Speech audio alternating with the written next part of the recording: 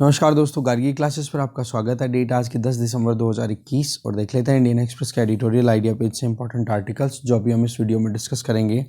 First article जो रहेगा wealth of Nations. इस आर्टिकल में देखेंगे इनइक्वालिटीज़ के बारे में, कितनी ज़्यादा इनइक्वालिटीज़ इंडिया में फैली हुई है अभी। दूसरा हम जानेंगे जनरल रावत्स लेगेसी, ये मिलिट्री रिफॉर्म से रिलेटेड आर्टिकल है, अच्छे से जानेंगे। और तीसरा आर्टिकल हम देखेंगे no country for ivory towers. इस आर्टिकल में हम जानेंगे कि यूथ को क्या करना चाहिए, किस तरीके से इंटरेक्टिव मैनर में काम करना चाहिए, सोशल इश्यूज़ पर फोकस करना चाहिए। ये बेसिकली कॉन्वोकेशन सेरेमनी थी, ठीक है। तो उसमें हमारे जो चीफ जस्टिस ऑफ इंडिया है एन वी रमन्ना जी, उनका ये स्पीच है, तो उसके कुछ पार्ट हैं, देखेंगे एक बार इसको। और लास्ट में इस वाले आर्टिकल की समरी लेंगे एंड द इम्प्यूनिटी, कि भाई नागालैंड में जो कुछ भी इश्यूज़ चल रहे हैं तो उनको हमें मैनेज करना बहुत ज़्यादा ज़रूरी है, क्योंकि अगर ये चीज़ें हैंडल नहीं हुई तो मुश्किलें बढ़ती चली जाती है और जो इनोसेंट लोग हैं, निर्दोष लोग हैं, उनको ज़्यादा नुकसान होता है, ठीक है। तो चलिए स्टार्ट करते हैं डिटेल में वीडियो को। फर्स्ट आर्टिकल है वेल्थ ऑफ नेशंस। देखो अभी latest world inequality report release की गई है, जिसमें world inequality lab, Lucas Chancel और इसी तरह चैंसल या कैंसिल जो भी आप पढ़ो ये, और इसके अलावा थॉमस पिकेटी और इमैनुअल साइज और गैब्रियल जकमैन, इन्होंने मिलकर के फिर बाद में ये अपनी तरफ से वर्ल्ड इनइक्वालिटी रिपोर्ट रिलीज़ की है। तो इसमें आप देख सकते हो कि अभी जो डिटेल्स हैं इसमें ये है कि वर्ल्ड ओवर वेल्थ और इनकम इनइक्वालिटीज़ बहुत ज़्यादा हैं। इसका अगर वर्ल्ड ओवर देखें तो वर्ल्ड के जो टॉप 10% जो टॉप 10% जो रिच लोग हैं ना, रिचेस्ट 10% लोग, ठीक है, तो उनके पास में टोटल इनकम का, वर्ल्ड की जितनी इनकम होती है ना, उसका 52% उनके हिस्से में जाता है। इसके अलावा अगर देखो तो जो गरीब 50% लोग हैं पूरी दुनिया के, उनके पास में सिर्फ 8.5% इनकम जाती है। तो यहाँ पर आप समझ सकते हो कि 10% लोगों के पास में तो 52% और 50% के पास में ओनली 8.5%। तो इनइक्वालिटीज़ इतनी ज़्यादा प्रेवलेंट है। और ये जो पिक्चर है ये वेल्थ में भी एग्जैक्टली सेम ही आपको देखने को मिलेगी। मतलब एक तरफ तो इनकम और दूसरी तरफ जो प्रॉपर्टी या फिर जो वेल्थ है उसकी, तो दोनों सेगमेंट में इनइक्वालिटीज़ बहुत ज़्यादा है। अब बात करते हैं इंडिया की। इंडिया देखो one of the worst performer countries रहा, one of the worst performers में से एक रहा है, मतलब एक है one of the worst performer. तो इसमें आप देख सकते हो कि अनइक्वल कंट्रीज में इसकी कैटेगरी जो रही है हमारे देश की, वो है कि poor and very unequal country, ठीक है, जिसमें एफ्लुएंट एलिट्स रहते हैं। मतलब पैसे वाले तो इतने पैसे वाले कि जिनको आप मतलब कोई कंपैरिजन ही नहीं है, और बाकी अगर गरीबी की बात करें तो वो इतनी ज़्यादा कि हम उसको अगर डेटा को देखेंगे तब अच्छे से क्लियर हो जाएगा। वैसे तो हम ये चीज़ें देखो बार बार रिपीट करते रहते हैं, आती रहती है ये चीज़ न्यूज़ में।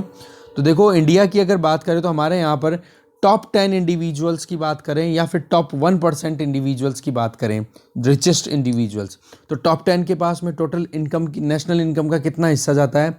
57%। और टॉप 1% के पास में 22%। अब आप देख सकते हो कि 22% तो टॉप 1% जो रिचेस्ट लोग हैं उनके पास में जा रहा है। और जो गरीब परिवार हैं, गरीब 50% जो लोग हैं, उनके पास में नेशनल इनकम का केवल 13% हिस्सा ही जाता है। तो आप देख सकते हो इंडिया में कितनी ज़्यादा इनइक्वालिटीज़ हमारे यहाँ पर चल रही है। सेम चीज़ आप वेल्थ के लिए भी देख सकते हो इंडिया में भी, ठीक है। इसके अलावा ये कोई इनइक्वालिटी इनकम या वेल्थ के हिसाब से ही नहीं है, हमारे यहाँ पर जेंडर और कार्बन इनइक्वालिटीज़ भी देखने को मिल रही है, चाहे वर्ल्ड ओवर देखो चाहे इंडिया में डोमेस्टिकली देख लो। हमारे यहाँ पर जैसे कि एग्जाम्पल बता रहे हैं कि जो फीमेल लेबर काम करती है हमारे यहाँ पर, उनकी इनकम 18% ही आती है टोटल इंडिया की इनकम की अगर बात करें तो उसमें कितना कंट्रीब्यूशन है? ओनली 18%। तो जेंडर बेसिस कितना ज़्यादा इनइक्वालिटीज़ हमारे यहाँ पर, जो कि वर्ल्ड में लोवेस्ट है। ये आप ध्यान रखें कि जेंडर जस्टिस की बात आए, रोल ऑफ वुमेन की बात आए, तो उसमें आप ये लिख सकते हो कि इंडिया की जो नेशनल इनकम है उसका केवल 18% ही फीमेल लेबर से हमें कंट्रीब्यूशन मिलता है। जो इसका मतलब कि हमारा जो 50% हिस्सा है पॉपुलेशन का, जो फीमेल्स हैं, उनका पार्टिसिपेशन इकोनॉमी में बहुत ही कम है, ठीक है। और ये 18% जो है वो मिडिल ईस्ट के जो कंट्रीज़ है, गल्फ़ कंट्रीज़ हैं या फिर अरब कंट्रीज़ हैं, उनके कंपैरिजन में थोड़ा सा ज़्यादा है। बस वहाँ पर 15% ही कंट्रीब्यूट करती है फीमेल इनकम शेयर, जबकि हमारे 18% करती है। जबकि एशिया में चाइना को छोड़ कर के बाकी सभी कंट्रीज से कंपेयर करें तो इंडिया बहुत पीछे है अगर फीमेल लेबर पार्टिसिपेशन या फीमेल लेबर इनकम की बात की जाए तो। सिमिलरली हमारे यहाँ पर जो बॉटम 50% पॉपुलेशन है, उनकी अगर बात करें तो एमिशन की बात करें तो मतलब यूरोपियन यूनियन में जो बॉटम 50% है, यूरोपियन यूनियन के सारे देश, उनके अंदर जो बॉटम 50% मतलब जो गरीब 50% लोग हैं, गरीब तो क्या बोलेंगे, रिलेटिवली वहाँ पर गरीबी है, रिलेटिव पोवर्टी रहती है, तो उनमें बॉटम 50% लोग जितना एमिशन करते हैं उसके कंपैरिजन में इंडिया में जो बॉटम 50% लोग हैं वो 5 गुना कम कार्बन एमिट करते हैं। एक ये इनइक्वालिटी आप देख सकते हो।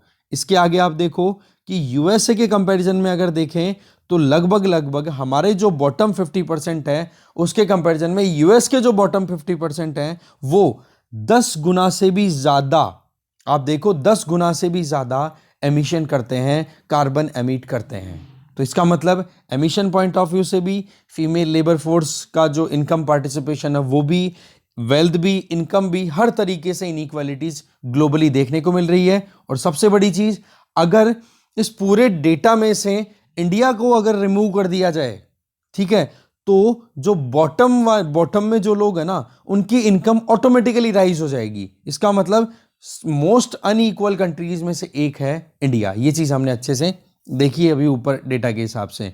अब देखो इंडिया में हमेशा हमने जब कभी भी देखा ना इनइक्वालिटीज को खत्म करने के लिए या फिर किसी भी एम्पावरमेंट की बात करें तो उसके लिए फास्ट इकोनॉमिक ग्रोथ पे हमने ज़्यादा ध्यान दिया है कि हाँ, जितना ज़्यादा इकोनॉमी ग्रो करेगी उतनी ही गरीबी कम होगी और उतनी ही इनइक्वालिटीज़ को भी हम कम कर पाएंगे।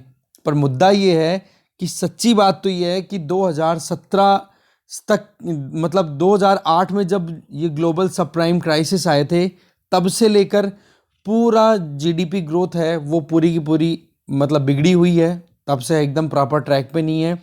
और उसके बाद में 2017 से तो और भी ज़्यादा बुरे हाल हो गए, क्योंकि ये वो टाइम था जब हमारे यहाँ पर डिमोनेटाइजेशन आया, फिर जीएसटी इंप्लीमेंट हो गया और अब ये कोरोना। ये 3 ऐसे इंसिडेंट्स हैं जिन्होंने पूरी इकोनॉमी की बैंड बजा के रख दी है। ठीक है, अब आज इस परिस्थिति में ये तीनों चीज़ें और फिर बाद में 2008 की हमारी लेगेसी ऑलरेडी चल रही है सब प्राइम क्राइसिस की, तो बोले पुअर कंट्री लाइक अस, तो हमारे लिए बहुत ही ज़्यादा मुश्किलें पैदा हो जाती है। अब इसके लिए फिर क्या हमने सोच रखा है, बोले जीडीपी ग्रोथ रेट ज़्यादा हो जाएगी तो बोले प्रॉब्लम सॉर्ट आउट हो जाएगी।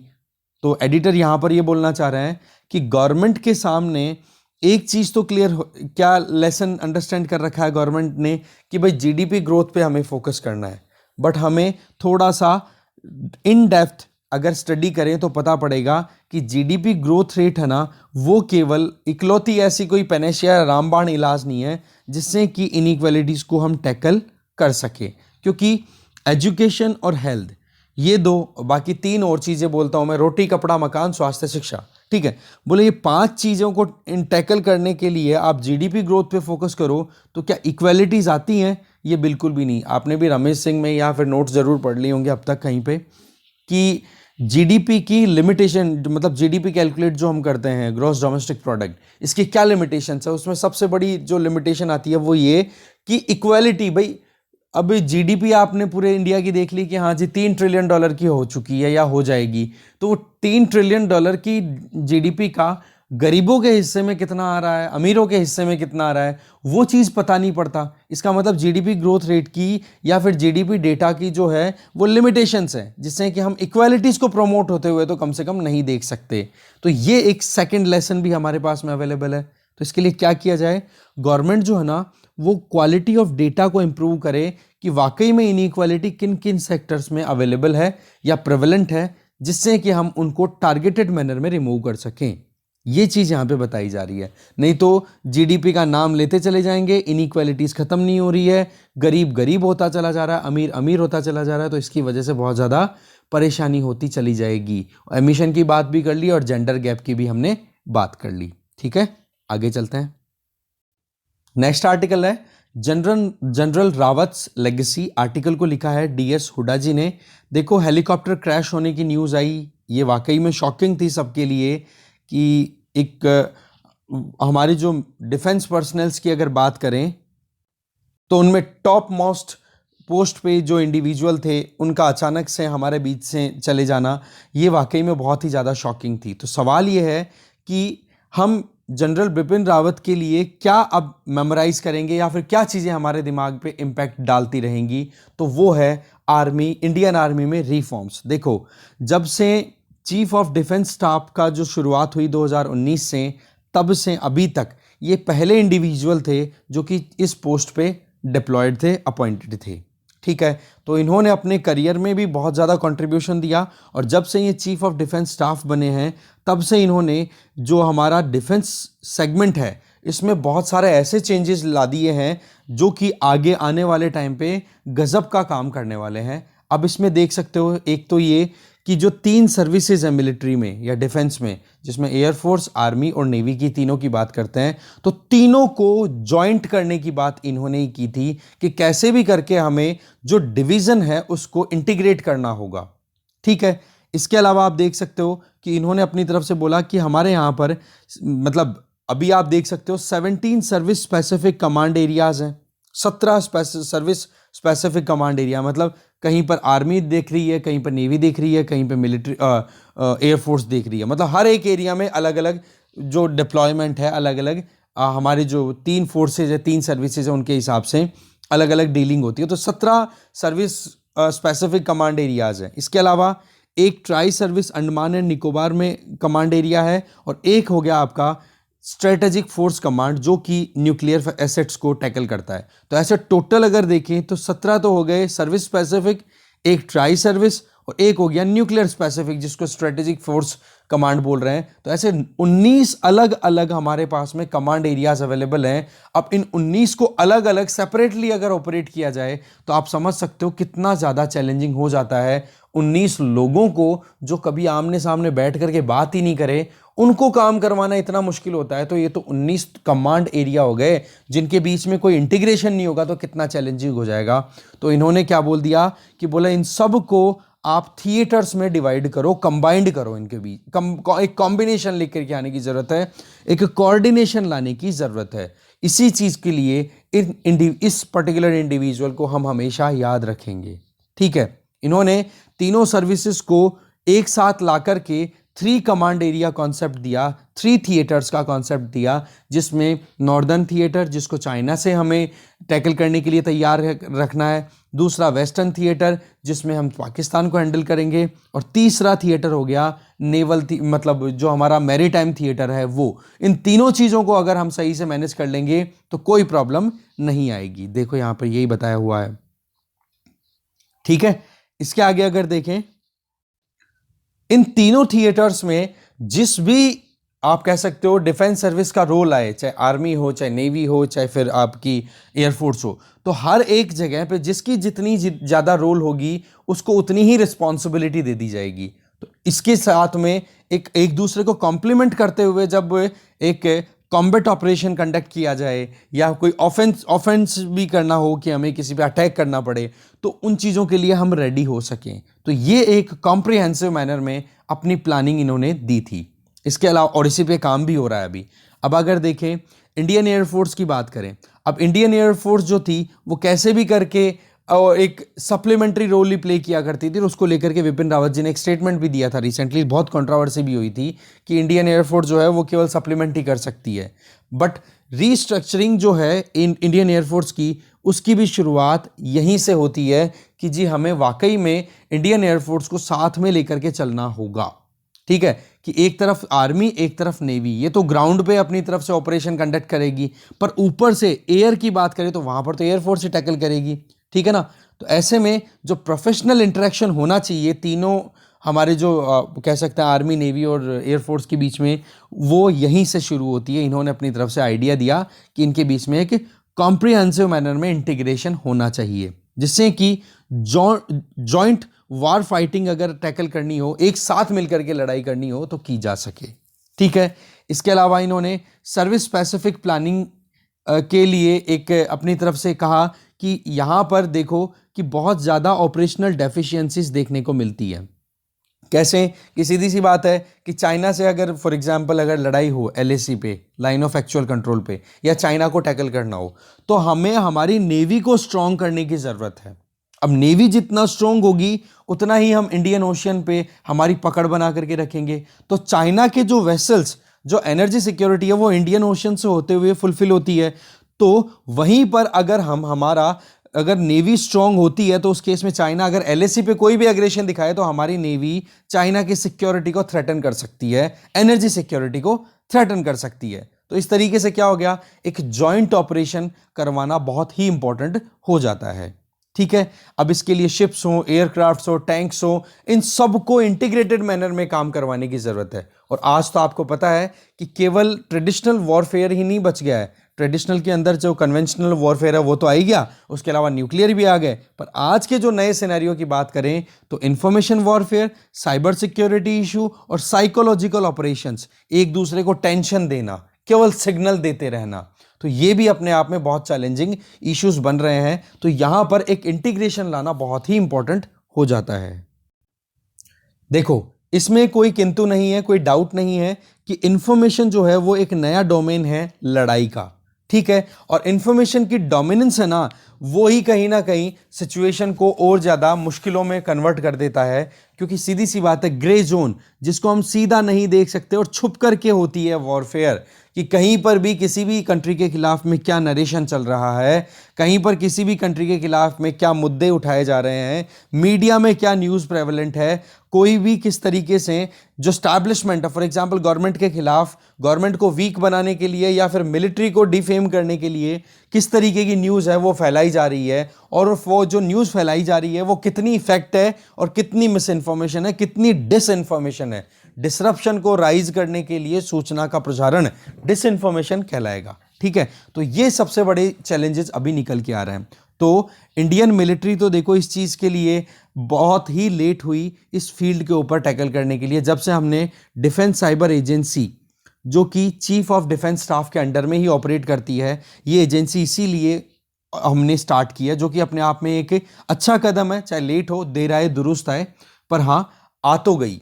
फिर इसके बाद में इंटीग्रेशन, जिसके लिए इंफॉर्मेशन वॉरफेयर, साइबर सिक्योरिटी वाला मुद्दा, और साथ में जो ऑलरेडी चलते आ रहे हैं ट्रेडिशनल वॉरिंग मतलब वॉरफेयर या फिर वॉर फाइटिंग वाले जो इश्यूज हैं, उनको सबको एक साथ लेकर के चलना ज़रूरी है।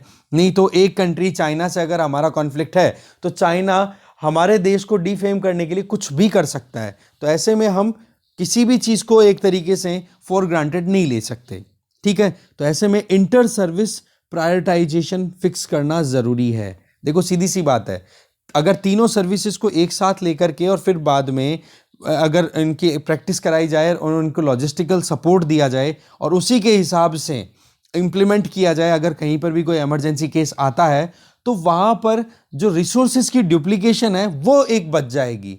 क्योंकि एक तो देखो हमारे यहाँ पर बजट रिक्वायरमेंट तो बहुत ज़्यादा है इन डिफेंस सेगमेंट को, पर बजट अलोकेशन है ना वो बहुत कम है। तो इस वजह से हमें बहुत ही ज़्यादा, कहते हैं ना, स्कैर्स रिसोर्सेज होते हैं, उनको बहुत जुडिशियसली यूटिलाइज करना चाहिए। तो वो वाली ही बात यहाँ पर राइटर बताना चाह रहे हैं कि हमारे यहाँ पर जब थ्योरी ऑलरेडी अवेलेबल है तो इस पर हमें फोकस करना चाहिए कि पैसा कम है, सोच समझ करके काम करना है। तीनों जो फोर्सेस हैं उनके बीच में कंपटीशन रहता है कि हमारे पास फंडिंग कम है, हमारे पास फंडिंग कम है, या फिर आर्मी को ज़्यादा फोकस में रखा जाता है। तो बोले इन तीनों को इंटीग्रेटेडली अगर ऑपरेट किया जाए तो उसका फ़ायदा ये होगा कि जो रिसोर्सेज कम है उनका वेस्टेज नहीं होगा। ठीक है, और इसी चीज़ के लिए चीफ ऑफ डिफेंस स्टाफ का जो ऑफिस था वो एक तरीके से लॉन्च किया गया था। इससे क्या है कि ये तीनों जो हमारी डिफेंस सर्विसेज हैं उन तीनों को इंटीग्रेट करके और तीनों को कोऑर्डिनेटेड मैनर में ऑपरेट करवाने के लिए ये एक सिंगल एंटिटी तैयार की गई थी। ठीक है, इससे क्या होगा, लॉन्ग टर्म कैपेबिलिटी डेवलपमेंट हम कर पाएंगे, जिससे कि अभी की ज़रूरतें भी पूरी हो और लॉन्ग टर्म में भी हम हमारी ज़रूरतें हैं फाइट करने की, सिक्योरिटी की, वो इंश्योर कर सकते हैं। इसके आगे, जहां पर इन तीनों सर्विसेज के बीच में कंपटीशन रहता है वहां पर अभी एक दूसरे को सपोर्ट करेंगी। इसके लिए देखो जनरल रावत की लीडरशिप में, उन्हीं के अंडर में 3 जॉइंट लॉजिस्टिक्स प्लेसेस हैं वहाँ पर ऑपरेशन ऑलरेडी चल रहे हैं। एक तो joint logistic nodes at Guwahati, एक है पोर्ट ब्लेयर में और एक मुंबई में। तो ये चीज़ अपने आप में क्या शो करती है कि तीनों सर्विसेज की लॉजिस्टिक्स और ट्रेनिंग फैसिलिटीज़ एक दूसरे के लिए यूज़ हो रही हैं, तो रिसोर्सेज कम होने के बावजूद भी आउटकम हमें अच्छा मिल सकता है। ठीक है, इससे क्या होगा, डुप्लीकेशन को हमने अवॉइड किया और इंडिविजुअल सर्विसेज की बजाय हमने कॉम्प्रिहेंसिव मैनर में इंडिया की सिक्योरिटी पे फोकस किया। ठीक है, देखो सिक्योरिटी लैंडस्केप की बात करें तो ट्रबल्स की कोई कमी नहीं है। अब नॉर्दर्न बॉर्डर पे जब से चाइनीज़ मिलिट्री ने एलएसी पे एग्रेशन दिखाया है, पाकिस्तान है, इसको तो मैनेज करना वैसे ही मुश्किल हो रहा है। जम्मू कश्मीर में प्रॉक्सी वॉर कंटिन्यू चल रहा है जिसमें मिलिटेंसी को प्रमोट करता है ये, और इसके अलावा टेररिस्ट एक्टिविटीज़ को भी हवा देता रहता है। और रही सही में अफगानिस्तान की बात करें तो वहाँ पर भी आपको पता है तालिबान का रिजीम आ गया, तो उसका भी स्पिल ओवर इफेक्ट हमारे वाले रीजन में आए तो कोई बड़ी चीज़ नहीं है। इसके अलावा चाइना की इंडियन ओशियन में प्रेजेंस लगातार बढ़ती चली जा रही है। तो ऐसे में हमारी जो सिक्योरिटी फोर्सेज हैं उनका स्ट्रॉन्ग होना बहुत ज़्यादा ज़रूरी है। तो इन सभी सर्कमस्टांसेस में जो करंट स्ट्रक्चर है इंडियन मिलिट्री का या इंडियन सिस्टम का, जिसमें हम जॉइंट वॉर फाइटिंग प्रैक्टिसेस पे फोकस कर रहे हैं, ये बहुत ही ज़्यादा ज़रूरी था और इसकी हमें कंटिन्यूटी रखने की ज़रूरत है। और साथ में जो बजट अवेलेबल होगा ना, उस बजट को पहली चीज़ तो थोड़ा सा राइज करने की ज़रूरत है। दूसरा ये आ जाता है कि बजट एलोकेशन के बाद में उसका प्रॉपर यूटिलाइजेशन भी एंश्योर हो सके।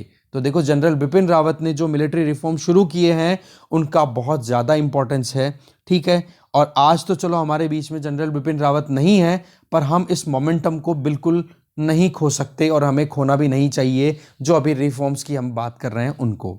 ठीक है, तो ऐसे में देखो इंटर सर्विस इश्यूज हैं तीनों सर्विसेज के बीच में, उनको देखो एक कह सकते हैं ना कि हम इग्नोर नहीं कर सकते हैं। रिफॉर्म्स लाने हैं तो लाने ही है। ठीक है, और नहीं तो फिर क्या होगा, यूएसए में जब गोल्ड वाटर निकोल्स एक्ट आया था जिसमें मिलिट्री पर से पॉलिसी मेकर्स का विश्वास उठ गया था और फिर पॉलिसी मेकर्स ने अपने हिसाब से मिलिट्री के अंदर हर कुछ करना शुरू किया, तो उसकी वजह से यूएसए में जो चेंजेस आए थे ना, बोला उन चेंजेस को या फिर उन परिस्थितियों को हम फेस ना करें, उसके लिए ज़रूरी है कि मिलिट्री में और ये जो ट्राई सर्विसेज हमारी अवेलेबल हैं इन सर्विसेज में कोऑर्डिनेटेड मैनर में काम हो, जिससे कि हम सिक्योरिटी भी इंश्योर कर पाएँ और एक पॉलिटिकल जो क्लास है उसका विश्वास भी ख़त्म ना हो मिलिट्री से। ठीक है, तो बेसिकली ये आर्टिकल पूरा हमारी बॉर्डर सिक्योरिटी से इनसे रिलेटेड था। बाकी ये आप जीएस पेपर 3 में जो अवेलेबल है सिक्योरिटी से रिलेटेड टॉपिक, उससे आप कनेक्ट कर ही सकते हो इस आर्टिकल को। आगे चलते हैं। फिर देखो नेक्स्ट आर्टिकल है no country for ivory towers. इस आर्टिकल को लिखा है, वैसे तो आर्टिकल लिखा नहीं है, बेसिकली इन्होंने स्पीच दिया था। ठीक है, हमारे जो chief justice of India NV. Ramana ji, तो उन्हीं का एक स्पीच का एक एक्सेप्ट है, थोड़ा सा पार्ट है। देखो महात्मा गांधी जो हमारे राष्ट्रपिता हैं, उनका ये कहना था कि यूथ जो है वो ट्रांसफॉर्मेशन का एजेंट होता है, परिवर्तन का एक साधन होता है, या फिर आप कहते हो सूत्रधार होता है। ठीक है, और मॉडर्न इंडिया में अगर देखें तो हमारे यहाँ पर स्टूडेंट्स और यूथ जितना इंपॉर्टेंट रोल प्ले कर सकते हैं उतना शायद कोई नहीं कर सकता। पर मुद्दा ये आ जाता है कि अभी ये टास्क इनकम्प्लीट है। हमारे यूथ जो हैं वो नैरो माइंडेड होते चले जा रहे हैं और उसके पीछे केवल यूथ ही जिम्मेदार नहीं है, बहुत सारी ऐसी चीज़ें हैं जिनको हमें समझने की ज़रूरत है। देखो सोशल रेवोल्यूशन या कोई भी चेंजेस अगर आने हो तो उसमें स्टूडेंट्स का रोल बहुत ही इंपॉर्टेंट हो जाता है। जब एक सोशली रिस्पॉन्सिबल स्टूडेंट्स का जत्था जब अपनी जिम्मेदारियां लेकर के फिर काम करना शुरू करता है ना, तो उसका बेनिफिट पूरी सोसाइटी को, कंट्री को मिलता ही है। इसके लिए हमें जो एग्जिस्टिंग इनइक्वालिटीज़ हैं उन पर भी ध्यान देना होता है, तो स्टूडेंट्स उनको भी करेक्ट करने में अपना काम कर सकते हैं। ठीक है, यूथ जो है वो पॉलिटिकल पार्टीज़ में बहुत सारे चेंजेस लाने तक की कोशिश करते हैं और उनको आउटकम मिलता है, पर मुद्दा क्या है कि पॉलिटिक्स में आजकल यूथ पार्टिसिपेट ही नहीं करते हैं। एजुकेशन जो है ना हमेशा एक सोशल एजेंडा लेकर चलती है। शिक्षा का मतलब ही है ही कि समाज में जो भी कुरीतियां हैं, जो भी प्रॉब्लम है या फिर जो भी अच्छी चीज़ें हैं उनको डील करना, अच्छी हैं उनको प्रमोट करना, और जो चीज़ें एविल्स है, सोशल एविल्स हैं, उनको ख़त्म करना। ह्यूमन रिसोर्स डेवलपमेंट में अगर बात करें, ह्यूमन रिसोर्स की अगर हम बात करें, तो इसमें सबसे इंपॉर्टेंट रोल आ जाता है एजुकेशन का, कि एक इंडिविजुअल जो कि ह्यूमन है, उसको आपने एजुकेशन देकर के शिक्षा दी। शिक्षा का मतलब लिटरेसी नहीं होती है, समझ सूझबूझ जिस इंसान में होती है वो शिक्षित है, ठीक है। तो ऐसे में उस इंडिविजुअल को जब आप एम्पावर कर दो कि हाँ जी आप अपने डिसीजन बहुत सोच समझ करके लो, उसके बाद में वो ह्यूमन रिसोर्स में बन जाता है, और उसका जब बेनिफिट एक इकोनॉमी को या फिर पूरे कंट्री को मिलता है, तो वो ही ह्यूमन कैपिटल में भी कन्वर्ट हो जाता है, ठीक है जी। तो एक डेमोक्रेटिक सोसाइटी के लिए एजुकेटेड सिटीजन्स एक इंपॉर्टेंट एसेट होते हैं, और उनमें स्टूडेंट्स का बहुत ही इंपॉर्टेंट रोल है, ठीक है जी। इसके अलावा बता रहे हैं, ये बेसिकली कॉन्वोकेशन था ना इसलिए, और आप भी स्टूडेंट हो तो इसलिए हमारे लिए पढ़ना बहुत ज़रूरी है, ठीक है। इंडियन सोसाइटी की बात करें तो पिछले कुछ दशकों में हमारे यहाँ से अभी कुछ लीडर्स हैं वो नहीं निकल के आ रहे हैं, कम से कम स्टूडेंट कम्युनिटी से तो कोई निकल के नहीं आ रहा है। तो हमें ज़रूरत है कि भाई कैसे भी करके स्टूडेंट्स का पार्टिसिपेशन हो सोशल कॉजेज़ में, क्योंकि जब से हम लिबरेट हुए हैं 1947 से लेकर अभी तक स्टूडेंट्स का डेमोक्रेसी में पार्टिसिपेशन बहुत ही कम होता चला जा रहा है, जो कि गलत बात है, क्योंकि डेमोक्रेसीज को अपहेल्ड करने का काम कहीं ना कहीं यूथ का ही होता है। और जो न्यू पॉसिबिलिटीज़ हैं उनके लिए अगर सोचने की बात की जाए तो वो डेफिनेटली यूथ के कंधों पर ही रहती है, वो ही कुछ नया कर सकते हैं, ठीक है। तो करंट डिबेट्स में स्टूडेंट्स को पार्टिसिपेट करना चाहिए, फॉरवर्ड लुकिंग होना चाहिए। अपराइट स्टूडेंट्स का रोल बहुत ही इंपॉर्टेंट हो जाता है पब्लिक लाइफ को एनहेंस करने में, पब्लिक लाइफ को अपलिफ्ट करने में, ठीक है। पॉलिटिकल कॉन्शियसनेस और वेल इन्फॉर्म्ड डिबेट जब होते हैं ना, तब हमें बहुत सारी इंफॉर्मेशन मिलती है। फॉर एग्जाम्पल, जैसे कई बार कमेंट आते हैं मेरे पास में कि सर मैं इस एग्ज़ाम की प्रिपरेशन नहीं कर रहा हूँ, पर जब से वीडियोज़ ये देखने शुरू किए हैं, बोला हमारी जो नॉलेज है या फिर हमारा जो सोचने का तरीका है वो बिल्कुल डिफरेंट हो चुका है अभी तक। तो यही तो चीज़ है ना कि आप ओपिनियन डेवलप करो, आप एक्सपर्ट्स के बात सुनो, आप इन सब्जेक्ट्स को तो समझो कि वाकई में मुद्दा क्या चल रहा है, देश चल किस दिशा में चल रहा है। केवल पैकेज लेकर के और राजी होना कि हाँ जी मेरे पास 1.5 लाख रुपए 2 लाख रुपए पर मंथ आते हैं, और उसमें अगर वो खुश हो जाए और एकदम नैरो माइंडेडनेस में सोचे कि है कि मैं और मेरा, तो बोले समाज नहीं चलेगा, क्योंकि ह्यूमन क्या है, एक सोशल एनिमल, ठीक है। तो ऐसे में देखो हमारे कॉन्स्टिट्यूशन में जो कुछ भी वैल्यूज दी हुई है उनको अपहेल्ड करना, हमारे डेमोक्रेसी को स्ट्रेंथन करना, ये ड्यूटी यूथ की होती है, स्टूडेंट्स की होती है, ठीक है। इसके अलावा सोसाइटी की जो रिलेशनशिप है स्टूडेंट्स के साथ में, उसको कोई भी नकार नहीं सकता है। हम आइसोलेशन में बिल्कुल नहीं रह सकते।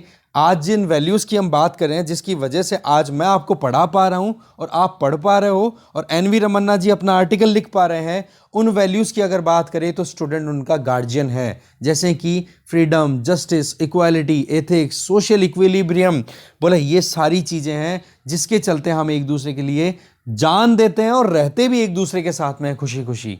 नहीं, एक बार एक कमरे में पैक रह करके आप रहना शुरू कर दो, कितना मुश्किल हो जाएगा एक इंसान के लिए। तो यूथ जो है वो सोशली और पॉलिटिकली जितना कॉन्शियस होता है उतना ही ज़्यादा फायदा होता है सोसाइटी को। इसके अलावा education, food, clothing, health care, shelter, इनको लेकर के भी, इन मुद्दों को लेकर के भी बातचीत ज़्यादा से ज़्यादा हो। देखो सीधी सी बात है, जब हम पैसों के बारे में कॉन्शियस ज़्यादा होते हैं तो पैसों की ही बात सोसाइटी में ज़्यादा फैलती है, और जो छोटे बच्चे हैं वो भी केवल पैसे के बारे में ही सोचते हैं। और जब हम एक कॉम्प्रिहेंसिव मैनर में ब्रॉडर पर्सपेक्टिव पे सोचना शुरू करते हैं, तब हमें समझ में आता है कि वाकई में हमारे सामने क्या क्या तो चैलेंजेस हैं और किन चीज़ों पर हमें ध्यान देना चाहिए, जिससे कि हम ह्यूमैनिटीज़ पर ध्यान दे सकें। कल ही मैं जब ऑफलाइन क्लासेस ले रहा था तब ये मुद्दा चल गया था। मैंने कल जो स्टूडेंट्स हैं उनके दिमाग में सेट ही एक चीज़ हो गई है कि भाई पैकेज कहाँ से लिया जाए ज़्यादा से ज़्यादा। डिग्रीज कलेक्ट कर लिए, टाइटल्स कलेक्ट कर लिए और जॉब लेने की बात कर ली। सेल्फ सेंटर्ड होने लग गए हैं सारे के सारे, नैरो माइंडेडनेस होने लग गए हैं। पार्टीशनशिप है कि हाँ जी मैं तो इसी का फेवर करूँगा, बाकी तो मैं किसी और की सुनूंगा ही नहीं। तो बोले ये चीज़ें बहुत ही ज़्यादा कह सकते हैं ना कि बहुत ज़्यादा थ्रेटनसम है हमारी सोसाइटी के लिए, हमारी डेमोक्रेसी के लिए, इंडिया के लिए। ठीक है जी। तो इस चीज़ के लिए हमें क्या करना चाहिए, हमें स्टूडेंट्स का पार्टिसिपेशन बहुत ज़्यादा इंश्योर करना चाहिए कि वो एक्टिवली पार्टिसिपेट करें। इसके आगे राइटर बता रहे हैं कि आज के जो यूथ हैं वो आइडियलिज्म और एम्बिशन इन दोनों से ड्रिवन है, पर सवाल यह है कि कि इन दोनों के बीच में एक कोहेरेंस होनी जरूरी है। आइडियलिज्म मतलब किसी को आदर्श मान करके फिर आप काम करो। एम्बिशन महत्वाकांक्षी, रातों को नींद नहीं आ रही है, परेशान हो रहे हैं, या फिर एक टारगेट को लेकर के बहुत ही ज़्यादा मतलब लगे हुए हैं कि कैसे भी करके ये अचीव हो।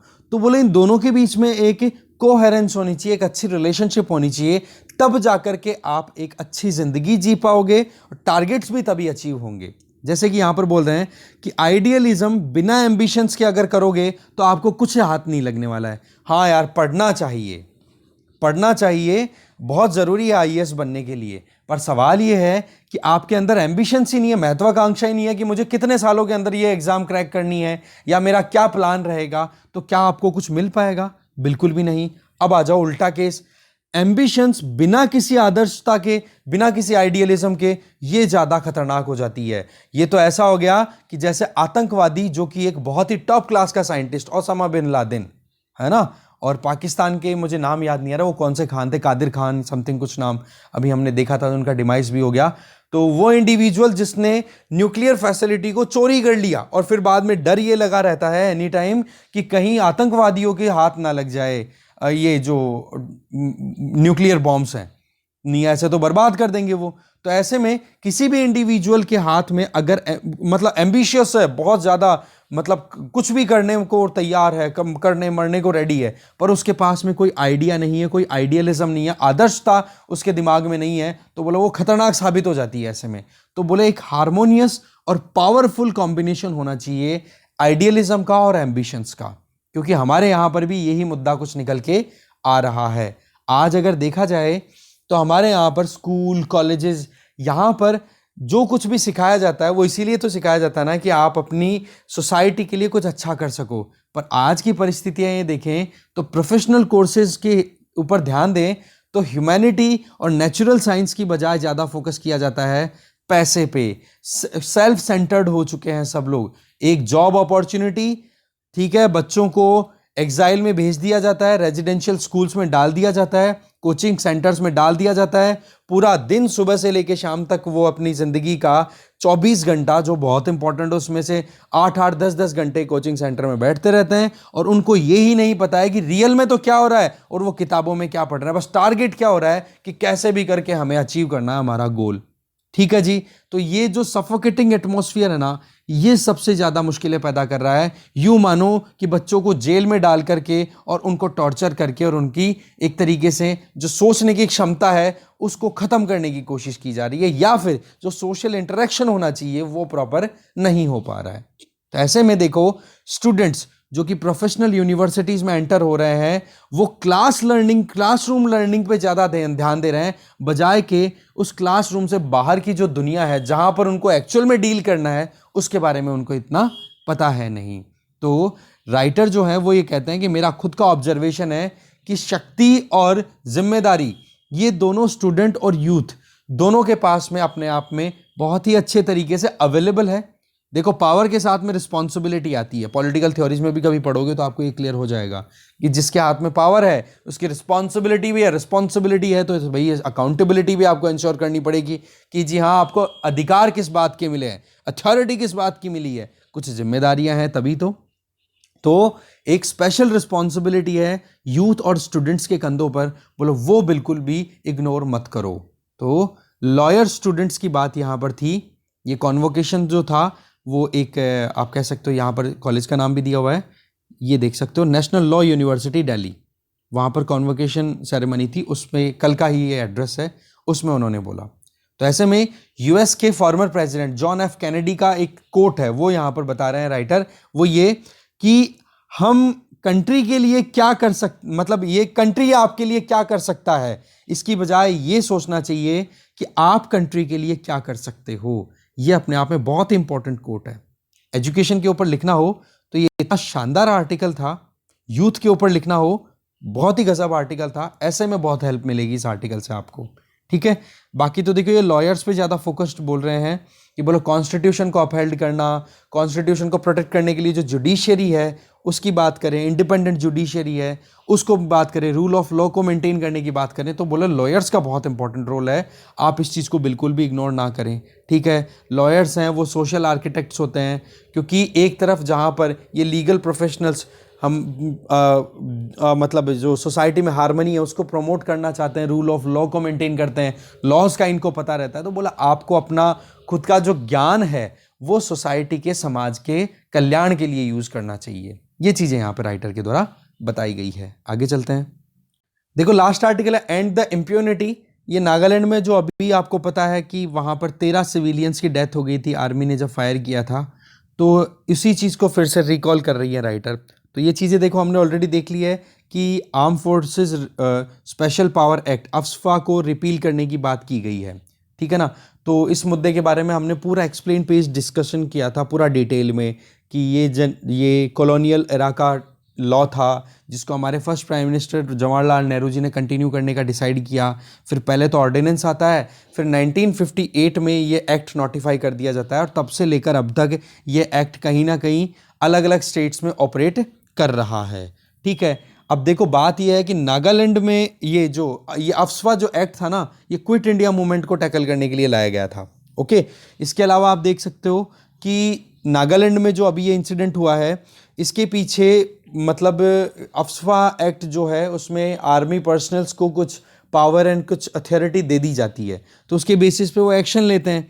तो उसी चीज़ को यहाँ पर हाईलाइट करते हुए बोल रहे हैं कि वहाँ पर जो एक separatist section that is national socialist council of Nagaland NSCN, जिसका एक लीडर है इसक और एक है मुइवा, बोला इसक मुइवा वाला जो ग्रुप है NSCN IM, ओके, वो कहीं ना कहीं इस चीज़ का फ़ायदा फिर गलत तरीके से उठाते हैं और वहाँ पर लोगों को भी ये समझाने में लग जाते हैं फिर वो कि जी अब देखो ये इंडियन आर्मी किस तरीके से आपके ऊपर अटैक कर रही है, आपके जो निर्दोष लोग हैं उनको मार रही है और आप लोग इसी तरीके से इंडिया इंडिया करते रहते हो। क्योंकि इसक मुइवा वाला ये जो ग्रुप है NSCN IM का या दूसरे जो सेपरेटिस्ट ग्रुप हैं, इन्होंने मिलकर के एक डिमांड रख रखी है इंडियन गवर्नमेंट के सामने कि हमें सेपरेट कॉन्स्टिट्यूशन चाहिए हमारा और सेपरेट हमारा एक फ्लैग होना चाहिए। जबकि हमें पता है कि जब से जम्मू कश्मीर का मुद्दा आया है 5 अगस्त 2019 को कि हमने रिपील कर लिया जम्मू कश्मीर का स्पेशल स्टेटस, तो बोलो उसके बाद में गवर्नमेंट भी इतनी जल्दी रेडी है नहीं। तो ऐसे में दिल्ली दूर बैठा है, नागालैंड के लोग जो इनोसेंट लोग हैं, निर्दोष लोग हैं, उनको फालतू में मतलब बलियां देनी पड़ती हैं, उनको फालतू में ही परेशानियां होती रहती हैं, ठीक है ना। तो यही चीज़ क्या है हमने पहले बहुत डिटेल में देखी हुई है, इसलिए बार बार रिपीट करने की बजाय आप एक बार इसके ऊपर रीडिंग मार दोगे ना तो ज़्यादा ठीक रहेगा। बट मेन जो चीज़ एक यहाँ पे पॉइंट है एडिशनल, वो यहाँ से मैं बताता हूँ। एक तो ये कि नॉर्थ ईस्टर्न स्टेट्स इनकी बॉर्डर शेयर होती है म्यांमार के साथ में और टोटल इंडिया की बॉर्डर शेयर होती है म्यांमार के साथ में 1643 किलोमीटर्स, ओके। और यहाँ पर फ्री मूवमेंट रिजीम है। फ्री मूवमेंट रिजीम का मतलब कि अगर नॉर्थ ईस्टर्न इंडिया की बात करो तो वहाँ पर 1643 किलोमीटर की जो बॉर्डर है ना, वहाँ पर इंडियंस जो हैं इंडिया की तरफ से तो म्यांमार में 16 किलोमीटर अंदर तक लोग जा सकते हैं और म्यांमार की तरफ से जो लोग हैं वो इंडिया के अंदर की तरफ 16 किलोमीटर तक आ सकते हैं बिना कोई वीज़ा इशू किए, ठीक है ना, इजीली। तो इधर 16 किलोमीटर इधर 16 किलोमीटर, तो ये बॉर्डर कैसी होगी, पोरस, इजीली आना जाना पॉसिबल है कि नहीं। तो ये यहाँ पर 1643 किलोमीटर की बॉर्डर में बहुत ही ज़्यादा ट्रेड, कॉमर्स, स्मगलिंग, इंसर्जेंसी ये चलती ही रहती है कि म्यांमार की बॉर्डर में तो तैयार हो गए लड़ाके और आकर के इंडिया में एग्जीक्यूट कर दिया ऑपरेशंस को, ठीक है। तो बोला इस चीज को हमें मैनेज करने की जरूरत है। और दूसरा जो NSCN IM के जो लीडर्स हैं उनके साथ में देखो वैसे बातचीत चल रही है पर कोई अभी आउटकम नहीं निकल पाया है, ठीक है ना। तो इसी चीज को लेकर के मेन बातें बताई जा रही है। तो एक बार आप इस आर्टिकल को जरूर खुद से पढ़ोगे, ठीक है। तो देखो इस डिस्कशन में जो भी कंटेंट था वो हमने देख लिया। अच्छा, कल एक कमेंट भी आया था सर आपने ये जो NSCN IM वाला आर्टिकल है वो डिस्कस क्यों नहीं किया। ये देखो एक्सप्लेन पेज पे अच्छे से डिटेल में दी हुई थी, इसलिए हमने वहां पर कवर अप कर लिया था। एक बार आप खुद से रीडिंग मारोगे समझ में आ जाएगा आपको, ये जरूर पढ़ना आप, okay. Thank you very much for watching this video.